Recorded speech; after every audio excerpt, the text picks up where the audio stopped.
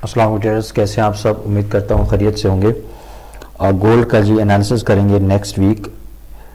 क्या इसमें पॉसिबिलिटीज़ हैं, गोल्ड में कौन कौन से लेवल इसके इंपॉर्टेंट हैं, कहाँ तक गोल्ड जा सकता है, बाय में जा सकता है, सेल में जा सकता है। तो तमाम चीज़ें मैं आपके साथ जो है वो डिस्कस करूँगा। उससे पहले ट्रेडर्स, अगर आपने मेरा चैनल सब्सक्राइब नहीं किया, चैनल को सब्सक्राइब कर लें और उसके साथ साथ बेल का जो आइकन है इसको भी ज़रूर प्रेस करें ताकि आपको फॉरेक्स से रिलेटेड जो भी न्यूज़ है या अपडेट है वो आपको वक्त पर मिल सके। अच्छा, ये सबसे पहले तो क्योंकि वीक का स्टार्ट है तो हम सबसे पहले वीकली जो कैंडलस्टिक हैं उनको एनालाइज करेंगे। तो सबसे पहले याद रखिएगा, मार्केट अपना एक फेयर वैल्यू गैप यहाँ पर छोड़ के जा रही है। ये एक लेवल था इसका, तकरीबन ये 3194 का एरिया था। यहाँ से मार्केट ने गैप दिया है हमें, फेयर वैल्यू गैप, और जो इसका लोअर लेवल है वो हमारे पास है जी 3167 का। तो ये जो एरिया है ना, ये बहुत इंपॉर्टेंट होता है weekly time frame, daily, 4 hour, छोटे टाइम फ्रेम में भी बहुत ज़्यादा रिस्पेक्ट होती है इसकी फेयर वैल्यू गैप की।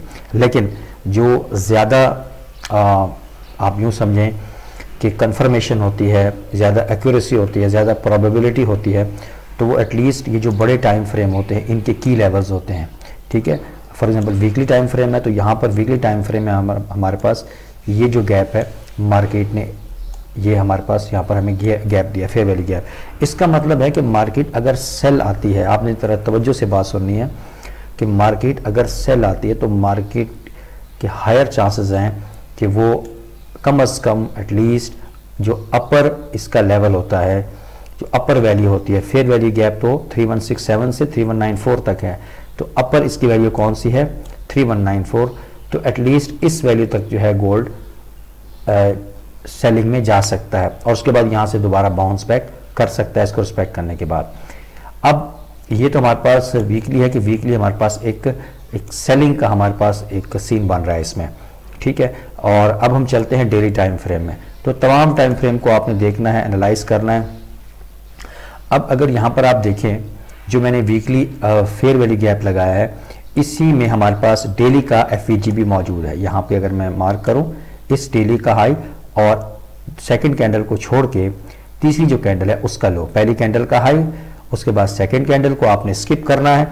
तीसरी कैंडल में जब आप जाएंगे तो आपके पास उसका जो लो है, पहली कैंडल का हाई और तीसरी कैंडल के लो में अगर आपको गैप मिलता है तो ये हमारे पास क्या कहलाएगा, फेयर वैल्यू गैप। इस पे भी एक मैं शॉर्ट सी वीडियो जो है बना दूंगा फेयर वैल्यू गैप के ऊपर। तो ये हमारे पास डेली का एफवीजी है।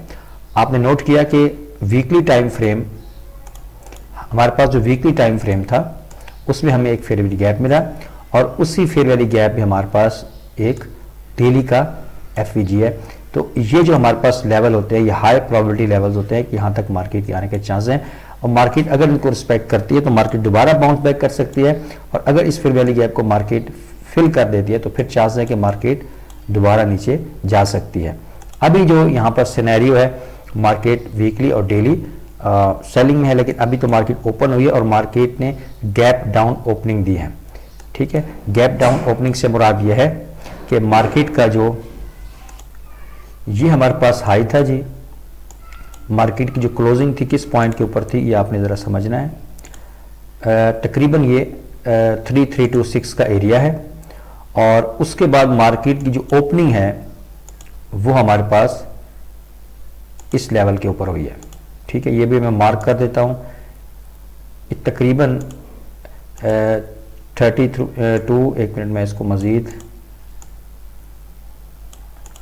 3325 का लेवल है जी, जहाँ से मार्केट क्लोज हुई थी फ्राइडे वाले दिन, और मंडे वाले दिन जो ओपनिंग हुई है इसकी, ये तकरीबन 3288 का एरिया बनता है।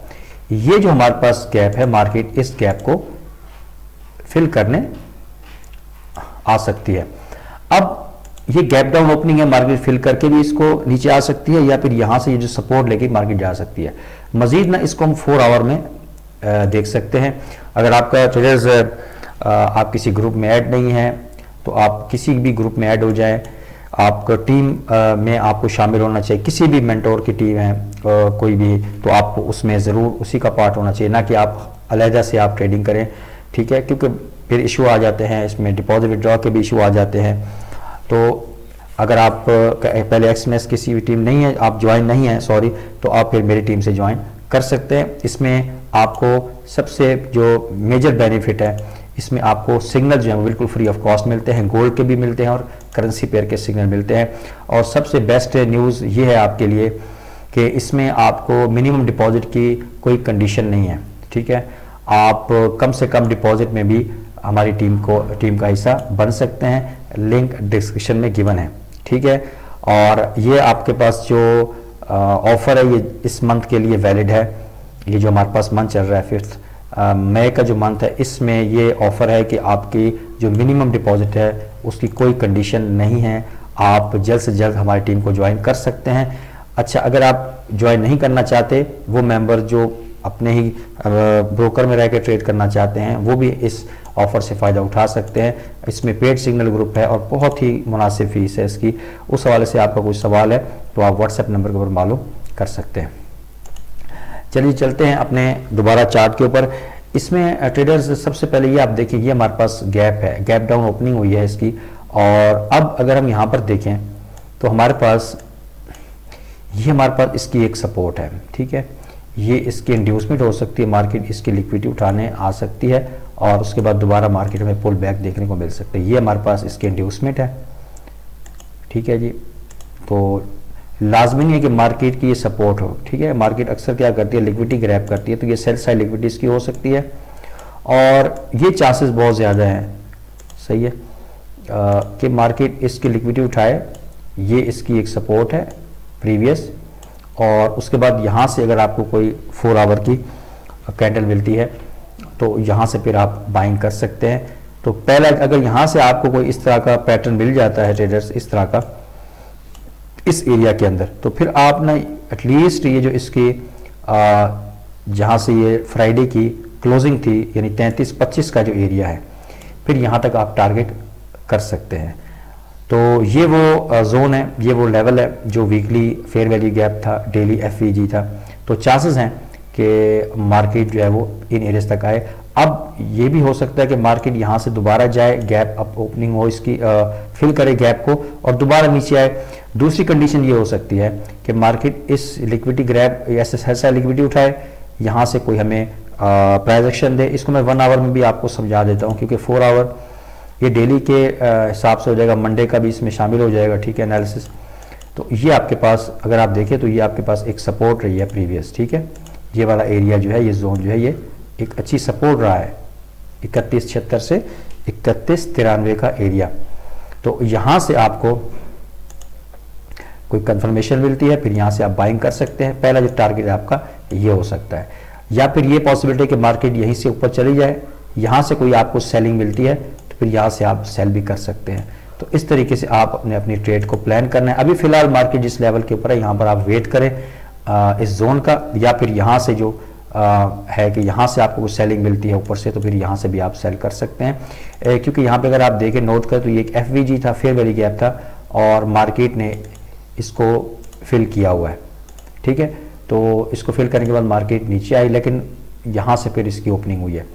तो जो मुझे ऐसा लग रहा है कि मार्केट पहले आए, सपोर्ट पे आए, यहाँ से कोई कंफर्मेशन मिले, ये लिक्विडिटी उठाए और उसके बाद फिर आप बाइंग भी कर सकते हैं। पर ये हमारे पास लेवल थे 33-25 का, 33-32-28 का, जो कि एक मार्केट ने गैप दिया हमें, और ये हमारे पास इसका सपोर्ट जोन है 3176 से 3193 का। तो ये हमारे पास इसके एरियाज़ है। तो यहाँ पर आपने अपनी ट्रेड को प्लान कर सकते हैं। वेट किया करें अच्छे लेवल का और फिर ट्रेड को एग्जीक्यूट किया करें।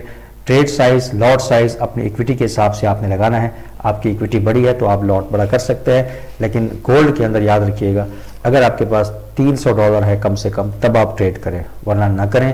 $300 है, उस पर भी आपका लॉट साइज 0.01 होना चाहिए। जी बिल्कुल, ये सेफ ट्रेडिंग है। एग्रेसिव ट्रेडर जो हैं, फिर वो एग्रेसिव ट्रेडिंग तो करते हैं लेकिन एंड में फिर नुकसान उठाते हैं। तो इसीलिए सेफ रह के चलें। मिलते हैं इंशाल्लाह नेक्स्ट वीडियो में। दुआ में ज़रूर याद रखिएगा। अल्लाह हाफिज़।